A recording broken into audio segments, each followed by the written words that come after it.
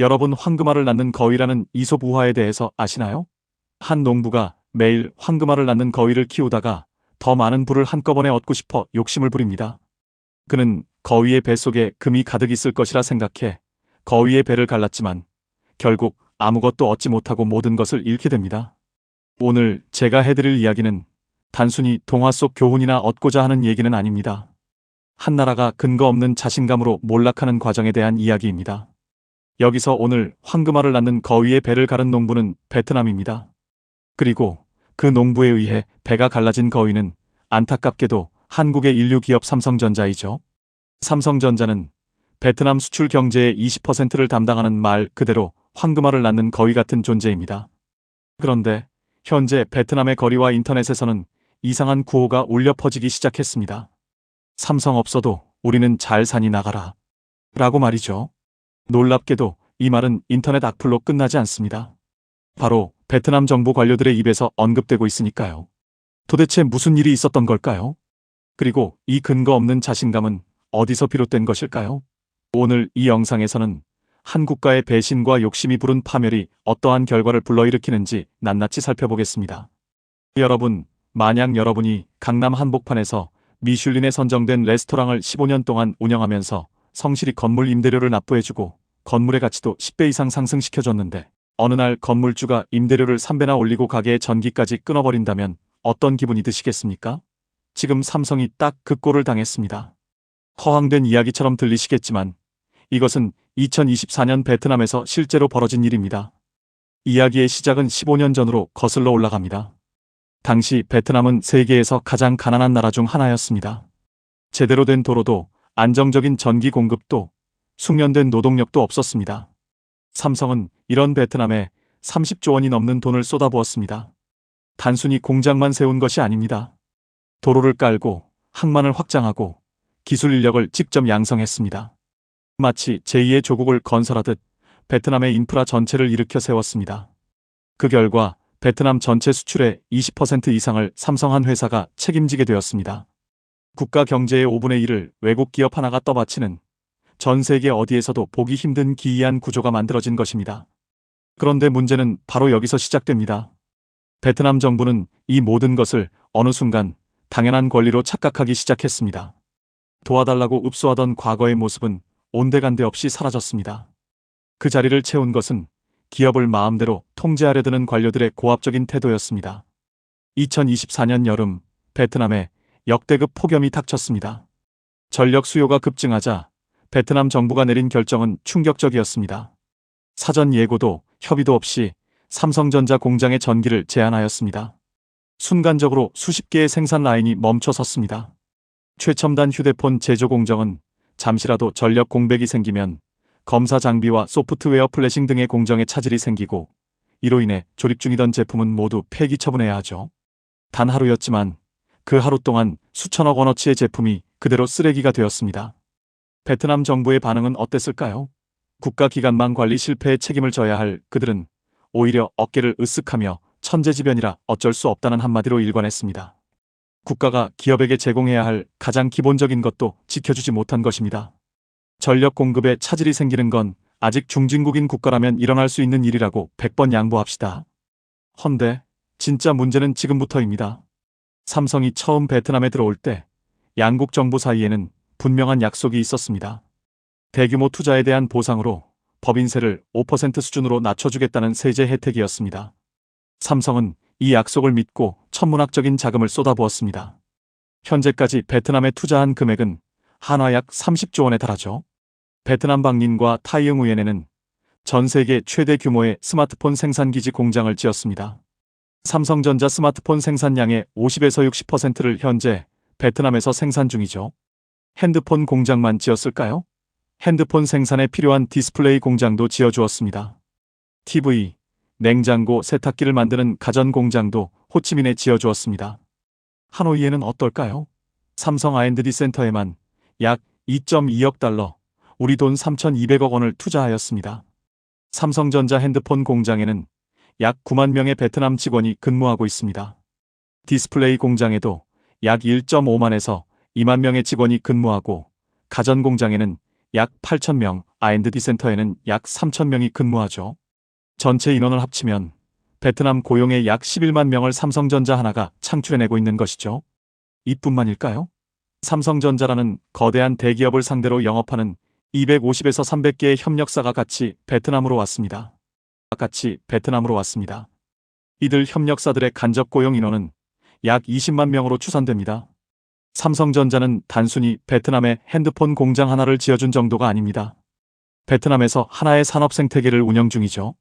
삼성전자가 창출하는 일자리는 직간접적으로 30만 명에 달합니다. 이 30만 명이 가족의 생계를 책임진다고 생각하면 약 100만 명이 삼성전자라는 기업 하나에 의지하며 살아가는 형국입니다. 그런데 베트남 정부는 2024년 돌연 삼성전자의 5%의 법인세를 15%로 인상하겠다고 선언합니다. 세금이 하루아침에 3배 가까이 뛰어오른 것입니다. 이로 인해 삼성이 추가로 부담해야 할 세금은 연간 4천억 원에 달합니다. 도대체 이게 무슨 일인가요? 공장도 지어주고 도시의 인프라도 구축해주고 기술 전수까지 하기 위해 R&D 센터까지 지어준 삼성에게 베트남 정부의 돌발 행동은 납득이 되지 않죠. 하지만 베트남에게도 사정은 따로 있었습니다. 그 이유를 다음 장에서 자세히 알아보죠. 2021년 G20과 OECD 총 145개국 이상이 한 법을 승인하였습니다. 그 법안은 글로벌 최저한세라는 제도이죠. 글로벌 최저한세는 다국적 기업의 조세 회피를 막기 위해 설립된 제도로 2021년 승인된 이후 각 국가마다 2024년부터 본격적으로 시행하고 있는 정책입니다. 한국도 마찬가지이죠. 한국의 삼성전자, 미국의 애플, 일본의 도요타 등 전 세계의 법인이 있는 다국적 기업들은 그동안 각 국가로부터 투자를 약속하는 대신 조세 혜택을 받아왔습니다. 하지만 이를 악용하여 세금 회피 목적으로 법인만 그 나라에 설립하고 정작 그 나라에서 사업을 하지 않으며 법인세를 내지 않는 다국적 기업이 생겼습니다. 그래서 다국적 기업이 어떤 국가에서 사업을 영위하든 최저 15%의 세금은 무조건 내게 하는 법이 글로벌 최저한세입니다. 현재 삼성전자가 베트남에 내고 있는 법인세는 5%입니다. 만약 삼성전자가 글로벌 최저한세의 15% 중 베트남에 5%밖에 세금을 내지 않는다면 나머지 10%는 한국 정부가 세금을 징수할 수 있도록 설계한 것이 글로벌 최저한세 제도입니다. 결국 삼성전자는 15%라는 세금을 베트남이든 한국이든 모두 납부해야 하는 상황이죠. 베트남은 이 글로벌 최저한세를 명목으로 삼성전자의 15%의 법인세를 인상하였습니다. 만약 자신들이 걷지 않으면 한국 정부가 나머지 10%의 세금을 먹게 되니 그럴 바엔 자기들이 먹겠다는 것이죠. 어떻게 보면 베트남 정부로선 당연한 선택이니 베트남이 삼성전자를 배신했다는 말은 잘못된 걸로 느끼실 겁니다. 그런데 반대로 한번 기업 입장에서 생각해 봅시다. 삼성전자는 그동안 베트남의 낮은 법인세 때문에 천문학적인 돈을 투자하였는데 이렇게 되면 더 이상 삼성전자가 베트남에 남아있을 이유가 있을까요? 인건비가 낮은 것을 제외하곤 베트남이 더 이상 매력적인 투자처로 느껴지지 않습니다. 이러한 이유로 삼성전자가 진출해 있는 다른 각국 정부들은 삼성전자에게 보조금을 지급해주는 형식, 즉 페이백으로 삼성전자에게 제발 떠나지 말라고 하고 있죠. 왜 그럴까요? 이유는 간단합니다. 다국적 기업 하나가 도시 하나를 먹여 살리고 있으니까요. 미국의 삼성 텍사스 테일러 팹에는 직접적으로 현금 보조금을 지급해주고 세액공제 및 전기와 물을 공짜로 지급해주는 정책을 내며 삼성전자에게 세금 걱정은 하지 말고 제발 투자해달라고 읍소하고 있습니다. 유럽은 어떨까요? 유럽이란 국가는 그 어떤 국가들보다 명분과 법을 중요시하는 국가들입니다. 하지만 이 국가들마저 삼성전자의 국가 재정으로 현금 보조금을 지원해주고 있고 일본도 규제 완화 등으로 설비 투자비의 30에서 50%를 환급해주고 있습니다. 베트남 정부는 어떨까요? 아직 협의 중이란 말로 1년째 별도의 지원책을 내놓고 있지 않습니다. 다른 국가들은 이미 삼성전자가 투자해준 것에 감사함을 느끼고 삼성의 세제 혜택을 주려 하지만 정작 삼성전자가 전 세계에서 30조 원이라는 가장 많은 금액을 투자한 베트남에서는 아직도 입 하나 뻥긋하지 않습니다. 심지어 미국 기업에게는 여전히 5%만의 세금만 걷고 있습니다. 30조 원을 투자한 삼성전자가 제일 먼저 세금 인상 대상이 되었고 미국 기업은 특별히 인상 발표 계획이 없습니다. 베트남 정부는 정말 삼성전자에게 보조금을 주고 계속 남아있기를 희망할까요? 베트남 공산당 전국 대표 대회에서 베트남 국가주석은 더 이상 기술 주권을 외국에 넘겨주지 말자고 말했습니다. 산업을 고도화하고 핵심 기술을 내재화하자고 말이죠. 베트남 국회에서는 더 이상 외국인 투자에 의존하면 안 된다. 국내 기업의 기술 역량을 강화시켜야 한다고 말하죠. 그런데 당장 베트남이 삼성전자 없이도 자립할 수 있는 기술이 있을까요? 베트남 삼성전자 공장에서 일하는 베트남인의 약 70에서 80%는 스마트폰을 조립하고 테스트하고 포장하는 생산직입니다. 이 기술들은 단순 조립 영역으로 뛰어난 기술이 아니죠. 삼성전자 베트남 공장에는 물론 현지 엔지니어도 다수 포진되어 있습니다. 그들은 품질을 주로 관리하는 영역이죠. 하지만 진짜 핵심 기술인 반도체 설계, AP 메모리 아키텍처, 디스플레이 핵심 공정 등 기술의 뿌리와 최종 결정권은 여전히 한국인들이 담당하고 있습니다. 한국인이 없어도 대신할 인력이나 기술이 현재 베트남에는 존재하지 않습니다. 베트남의 한 포털 사이트를 보면 이런 글들이 넘쳐납니다. 베트남 젊은 세대들은 더 이상 한국 기업 없어도 우리끼리 잘할 수 있다. 삼성 기술은 이미 다 배웠으니 우리가 만들면 된다고 말이죠. 한국에 삼성이 있다면 베트남에는 곧 세계 최고 자동차 회사가 될 빈페스트가 있다고 말이죠. 빈페스트는 베트남 자동차 회사입니다. 하지만 현재 적자가 천문학적이죠. 차를 팔면 팔수록 손해를 보고 있습니다. 그런 회사가 어떻게 삼성전자의 빈자리를 채울까요? 현실을 전혀 모르는 소리입니다. 이 정도는 단순한 열등감에 비롯한 푸념이라고 생각할 수준입니다. 하지만 최근 베트남에서 혐한 감정이 점점 커지고 있는 것이 진짜 문제입니다. 베트남 사람들이 한국인을 보는 시선이 달라졌죠. 한국인들은 우리의 노동력을 착취하면서 떵떵거리며 잘 살고 있다. 백인 흉내를 내는 인종차별주의자다라고요. 그러면서 정작 독일, 미국 등 백인 사람에게는 굽신거리면서 친절하게 대합니다. 정말 아이러니하죠. 베트남인들은 어느 순간 천문학적인 투자를 진행한 한국의 국민들을 자신들의 돈벌이로만 생각하고 있는 것이죠. 베트남 커뮤니티에서의 한국인들은 돈 좀 있다고 유세 떠는 사람들로 전락해버렸습니다. 베트남 젊은이들은 우리가 더 똑똑하고 기술은 다 배웠으니 우리끼리 자립하자고 얘기하고 있습니다. 하지만 대체 이러한 자신감의 근거는 어디서 나오는 걸까요? 안타깝게도 그럴 만한 근거가 없습니다. 그냥 그렇게 믿고 싶은 것이죠. 베트남에서 현재 취업을 준비 중인 한 대학생을 만났습니다. 24살 후이군입니다. 삼성전자에 취직하고 싶냐고 물어봤죠. 삼성전자는 언제나 베트남 학생들이 취업하고 싶은 기업 1위에 뽑히는 기업이죠. 그런데 그의 말은 뜻밖이었습니다. 삼성전자 핸드폰은 곧 중국에 따라잡힐 거니 전망이 없다고요. 빈페스트에 취업 준비를 하고 있다고 했습니다. 빈페스트가 곧 테슬라만큼 성장할 것이라고 했죠. 지금 적자인 기업이 어떻게 테슬라만큼 성장하냐고 물었죠. 그는 이렇게 답했습니다. 베트남 사람들은 성실하고 우수하기 때문에 걱정할 필요 없다고 했죠. 이것이 현재 베트남 정부와 젊은 세대가 삼성전자에 대해 가지고 있는 생각입니다. 그들은 더 이상 삼성전자가 고마운 존재가 아니라 당연해서 익숙한 존재로 전락해버렸습니다. 그렇다면 베트남 정부와 국민들은 왜 더 이상 삼성전자가 없어도 괜찮다고 생각하는 것일까요? 그 정답은 간단합니다. 정말로 삼성전자가 없어도 된다고 생각하는 것이 아니라 삼성전자가 베트남 없이는 안 된다고 생각하기 때문이죠. 삼성전자가 베트남에 투자한 돈이 너무 천문학적인 것이죠. 전 세계 스마트폰의 50에서 60%를 베트남에서 생산합니다. 삼성전자가 당장 베트남을 떠나면 삼성전자의 스마트폰 생산에 크나큰 차질을 빚게 됩니다. 이것을 그들은 너무 잘 알고 있죠. 그리고 삼성전자가 지금까지 이렇게 성장하게 된 이유는 성실하게 일해준 베트남 국민들 덕분이라고 생각하고 있죠. 그들은 지금 당장 삼성전자가 베트남을 버릴 수 없는 구조라 확신합니다. 그런데 그들의 생각은 완전히 빗나갔습니다. 최근 삼성전자의 이재용 회장의 행보는 베트남이 생각하는 것과 뜻밖으로 흘러가고 있죠. 2024년 단전 사태가 발생한 지 불과 며칠 후 이재용 회장은 전용기에 올라 인도 뉴델리로 향했습니다. 비행기가 착륙했을 때 활주로에서 그를 맞이한 것은 다름 아닌 인도의 모디 총리였습니다. 국빈급 대우였습니다. 모디 총리가 삼성전자에 제시한 조건은 파격 그 자체였습니다. 우선 공장 부지로 쓸 수십만 평의 토지를 무상으로 제공하겠다고 했습니다. 여기에 삼성 공장 전용 송전선을 별도로 구축해 안정적인 전력을 보장하겠다는 약속이 더해졌습니다. 베트남에서 겪은 악몽과는 정반대의 대우였습니다. 가장 중요한 것은 이 모든 혜택을 구두 약속이 아닌 법률로 명문화하겠다는 것이었습니다. 언제든 마음이 바뀌면 뒤집을 수 있는 베트남 정부의 약속과는 차원이 달랐습니다. 삼성은 곧장 세기의 결단을 단행했습니다.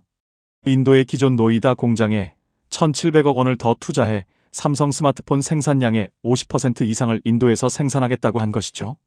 여기서 중요한 점은 삼성 혼자 움직이는 것이 아니라는 사실입니다.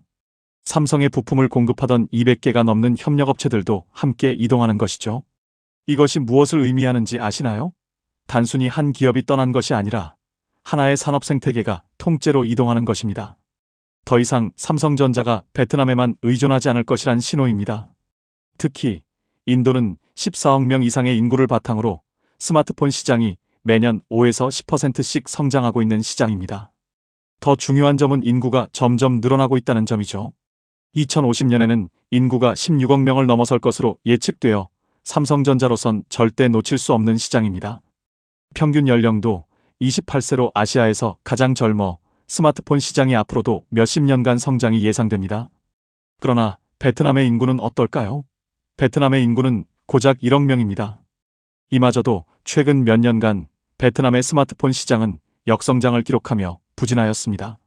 삼성전자로선 베트남에서 생산해서 관세를 내며 인도로 스마트폰을 보내느니 인도에서 직접 생산해 인도 내수 시장에 판매하는 것이 당연히 더 큰 이득입니다. 하지만 베트남 사람들은 말합니다. 삼성전자 없어도 아직 베트남에는 애플 공장도 나이키 공장도 인텔 공장도 여전히 건재하다고요. 삼성전자 하나 빠진다고 베트남 경제가 주저앉을 것이란 것은 한국인들의 큰 착각이니 그냥 나가도 좋다는 것이죠. 하지만 삼성전자는 시작에 불과했습니다. 시장은 냉정합니다. 베트남에서 1등 기업인 삼성이 등을 돌리자 LG도, 인텔도, 애플도, 일본 공장들도 모두 베트남의 신규 투자 계획을 줄이거나 철회하였습니다. 1등 기업도 저런 대우를 받는다는 걸 눈앞에서 보았으니 자기들은 더하면 더한다고 생각한 것이죠. 베트남은 기회의 땅에서 순식간에 기업들의 무덤이 되어버렸습니다. 삼성 단전 사태를 지켜본 전 세계 기업들은 공포에 질렸습니다. 오늘 삼성에게 일어난 일이 내일 우리에게도 일어날 수 있다. 이 두려움은 곧 집단적인 탈출로 이어졌습니다. 가장 먼저 움직인 것은 한국 기업들이었습니다. LG전자는 베트남 공장 증설 계획을 전면 백지화했습니다. 현대자동차는 원래 베트남에 전기차 공장을 짓기로 되어 있었습니다. 그런데 그 투자금 전액을 인도로 돌려버렸습니다. 롯데그룹 역시 대규모 투자 계획을 무기한 보류했습니다. 한국 기업들의 이탈은 시작일 뿐이었습니다. 글로벌 빅테크 기업들도 줄지어 짐을 싸기 시작했습니다. 애플은 베트남을 중국을 대체할 생산 기지로 점찍고 있었습니다. 맥북과 아이패드 생산 라인을 베트남으로 대거 이전할 계획이었습니다. 그런데 전력 불안정 문제와 행정 마비 상황을 확인한 뒤 고개를 저었습니다. 투자 계획은 인도와 인도네시아로 방향을 틀었습니다. 반도체 거인 인텔 역시 베트남 공장 확장 계획을 철회했습니다. 정밀한 반도체 제조 공정에서 전력 불안정은 치명적인 위험 요소입니다. 삼성이 겪은 단전 사태를 목격한 인텔이 베트남에 더 투자할 이유가 없었습니다. 일본 기업들도 가만히 있지 않았습니다. 소니는 베트남 카메라 모듈 생산 라인을 태국으로 옮기기 시작했습니다. 세계 최대 전자제품 위탁 생산업체인 대만의 폭스콘 역시 베트남 증설 계획을 포기하고 인도 공장 확장에 집중하기로 결정했습니다. 우리만 당할 수 없다는 기업들의 공포가 현실화된 것입니다. 도미노처럼 무너지는 투자 철회 행렬은 멈출 기미를 보이지 않았습니다. 이러한 대탈출의 결과는 숫자로 명확하게 드러났습니다. 이들 전체 기업이 2028년까지 베트남의 투자 철회 또는 보류한 금액은 무려 50조 원으로 추산됩니다. 이 50조 원 투자 계획이 한순간에 물거품이 되었죠. 달러가 빠져나가자 베트남 화폐인 동화의 가치가 폭락했습니다. 환율이 치솟으면서 수입 물가가 급등했고 서민들의 장바구니 물가가 요동쳤습니다. 베트남 증시에서는 외국인 투자자들의 매도 물량이 쏟아져 나왔고 주가지수는 연일 하락세를 기록했습니다. 결정적인 경고는 국제신용평가사로부터 날아왔습니다. 무디스를 비롯한 주요 신용평가사들이 베트남의 국가 신용등급 강등 가능성을 경고하기 시작한 것입니다. 신용등급이 떨어지면 어떻게 될까요? 국가가 외국에서 돈을 빌릴 때 더 높은 이자를 내야 합니다. 이미 휘청거리는 경제에 또 하나의 짐이 얹어지는 것입니다. 베트남은 이제 전 세계 투자자들에게 투자 기피 국가라는 낙인이 찍히기 시작했습니다. 하지만 베트남 정부에도 믿는 구석이 하나 있었습니다. 그건 바로 중국입니다. 한국의 빈자리는 중국이 채워줄 것이라며 자신만만했죠. 네, 중국 기업들이 들어오긴 했습니다. 하지만 그들이 가져온 건 기술과 보너스가 아니라 절반으로 깎인 월급 봉투와 시커먼 매연뿐이었습니다. 삼성과 중국 기업의 차이는 하늘과 땅 같았습니다. 삼성은 베트남 노동자들에게 현지 평균의 2배가 넘는 임금을 지급했습니다. 정기적인 기술 교육 프로그램을 운영했고 성과급과 복지 혜택도 제공했죠. 반면 중국 기업들은 어땠을까요? 그들은 노동자 임금을 삼성의 절반 수준으로 책정했습니다. 기술 이전은 아예 생각조차 하지 않았습니다. 오로지 값싼 노동력만 착취하겠다는 속셈이었죠. 환경 문제는 더욱 심각했습니다. 삼성이 엄격히 지켰던 환경 규제를 중국 기업들은 아예 무시했습니다. 공장 굴뚝에서는 정화 처리되지 않은 매연이 쏟아져 나왔고 폐수는 그대로 인근 하천으로 흘러들었습니다. 베트남이 꿈꾸던 첨단 기술 기지라는 비전은 산산이 부서졌습니다. 그 자리에 남은 것은 중국의 저가 공장이라는 초라한 현실이었습니다. 하지만 베트남의 진짜 문제는 외부가 아니라 바로 내부에서 일어나고 있었습니다. 외부에서 삼성이 빠져나가는 동안 베트남 내부에서는 더욱 충격적인 사건이 터져나왔습니다. 바로 쯔엉미란 사건입니다. 쯔엉미라는 베트남 최대 부동산 재벌이자 기업을 하는 여성입니다. 이 여성이 수조 원대 금융 사기 및 횡령 혐의를 벌여 베트남 역사상 최악의 금융 스캔들이 발생한 것이죠. 그 규모가 얼마나 되는지 아십니까? 무려 37조 원입니다. 이것은 베트남 전체 국내 총생산의 3%가 넘는 천문학적인 금액입니다. 한 나라의 국내 총생산 3%가 누군가의 뒷주머니로 사라졌습니다. 도대체 어떻게 이런 일이 발생한 것일까요? 이것은 베트남의 금융 시스템이 엉망이라는 사실을 여실히 드러낸 사건입니다. 쯔엉미라는 은행 내부 심사도 없이 자기 회사의 천문학적 대출을 승인할 수 있었습니다. 사실상 한 은행을 개인 금고처럼 쓰고 있었던 것이죠. 은행 직원은 뇌물을 받았고 은행 감독기관도 이상 징후를 감지했으나 역시 뇌물을 받고 이를 묵인하였습니다. 이 사건이 터지자 베트남 금융 시스템 전체에 대한 신뢰가 바닥으로 추락했습니다.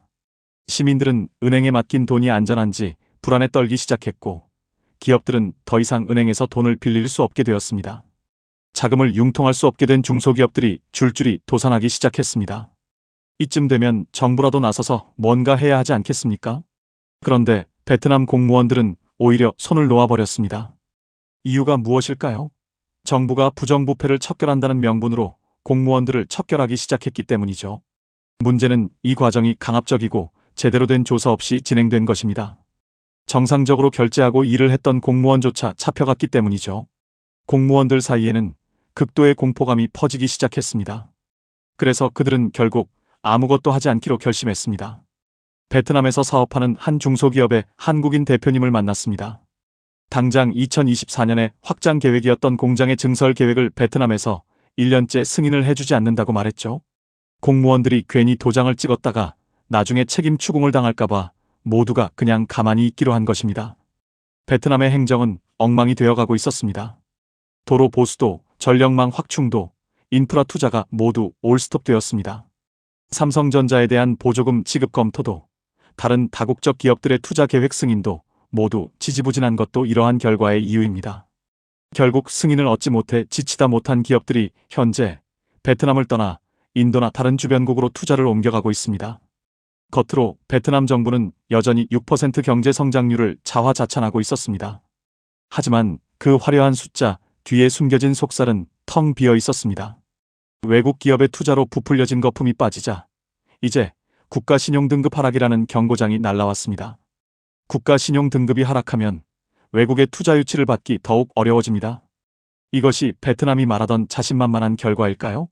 베트남 경제는 안에서부터 서서히 무너져 내리고 있었던 것이죠. 전력 문제와 쯔엉미란 사건 이후 한국 기업들의 베트남 투자에 대한 불안감이 나날이 커져만 갔습니다. 상황이 여기까지 치닫자 베트남 정부도 더 이상 버틸 수 없었습니다. 2025년 4월 베트남 총리가 직접 한국 기업들의 권익을 보호하고 정부 차원에서 책임지겠다고 나섰습니다. 한국은 여전히 베트남의 가장 중요한 전략적 파트너라고 말했죠. 그리고 산업무역부 장관을 급히 한국으로 파견했습니다. 장관은 삼성 서초 사옥을 찾아갔습니다. 그런데 면담에서 삼성 측이 던진 말은 더욱 뼈 아팠습니다. 15년 동안 삼성은 베트남에 기술 이전의 기회를 꾸준히 제공했지 않느냐고요. 그런데 베트남은 그것을 받아들일 준비가 되어 있지 않았습니다. 기초과학 교육에 투자하지 않았고 숙련된 엔지니어를 양성하려는 노력도 하지 않았다고 말했죠. 결국 15년이 지난 지금도 베트남 노동자들이 할 수 있는 일은 박스를 접는 단순 조립 작업뿐이었습니다. 삼성이 기술을 안 가르쳐 준 것이 아니라 베트남이 배울 능력을 갖추지 못한 것은 아니냐고요. 그리고 베트남에서 스마트폰을 생산해서 미국에 수출 시 상호관세가 무려 46%가 붙게 되는데 이에 대한 해답은 있는지도 물었습니다. 더 이상 베트남이 삼성전자의 스마트폰 생산 거점으로서 어떠한 이점이 있는지 삼성전자는 짚었습니다. 베트남 관계자들은 할 말이 없었습니다. 그저 앞으로 전력 공급 문제가 차질이 없게 하겠다고 말했습니다. 보조금 지급도 빠르게 하겠다고 말했습니다. 미국에 가서는 관세를 조정하겠다고 말했죠. 결국 삼성전자 없이는 베트남의 경제는 돌아가지 않는다는 것을 인정한 셈이었습니다. 그들은 삼성전자가 계속해서 자기들을 믿고 투자해달라고 읍소하였습니다. 빈손으로 돌아간 장관을 기다리고 있던 것은 더욱 씁쓸한 풍경이었습니다. 베트남 거리 곳곳에는 어느새 중국어 간판이 즐비해져 있었습니다. 중국 자본이 물밀듯이 들어오면서 베트남은 중국의 경제적 영향권에 깊이 편입되어 가고 있었습니다. 한국이라는 든든한 파트너를 스스로 내쫓은 결과였습니다. 중국 기업들이 가져온 것은 첨단 기술이 아니었습니다. 그들에게 베트남은 값싼 하청 공장일 뿐이었습니다. 기술을 가르칠 생각도 없었고 노동자를 제대로 대우할 마음도 없었습니다. 베트남이 꿈꿨던 동남아시아의 제조업 강국이라는 비전은 물거품이 되었습니다.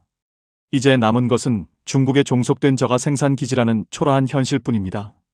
그들이 잃어버린 건 삼성이 아닙니다. 그들이 잃어버린 것은 국가의 미래였습니다. 호의를 권리로 착각했을 때 그 대가가 얼마나 혹독한지 베트남은 이제야 뼈저리게 깨닫고 있습니다. 하지만 깨달음은 너무 늦었습니다. 한번 마음속에 새겨진 배신감은 사라지지 않기 때문이죠. 오늘은 황금알을 낳는 거위의 배를 가른 오만함, 그리고 호의를 당연한 권리로 착각한 대가가 얼마나 혹독한지에 대해서 살펴보았습니다. 국제사회에는 영원한 적도 친구도 없습니다. 오직 신뢰와 실력만이 생존을 보장한다는 냉혹한 진실을 베트남의 후에 섞인 탄식이 말해주고 있습니다. 당장의 욕심에 눈이 멀어 장기적인 신뢰를 저버리면 결국 모든 것을 잃게 됩니다. 이것이 오늘 이 이야기가 전하는 교훈입니다. 긴 영상 시청해주셔서 감사합니다. 다음번엔 관광산업만을 믿고 자만한 한 국가의 최후라는 타이틀로 이야기를 전해드릴 예정입니다. 구독과 알림 설정하시면 제일 먼저 영상을 보실 수 있으니 구독과 알림 설정해주시면 감사하겠습니다.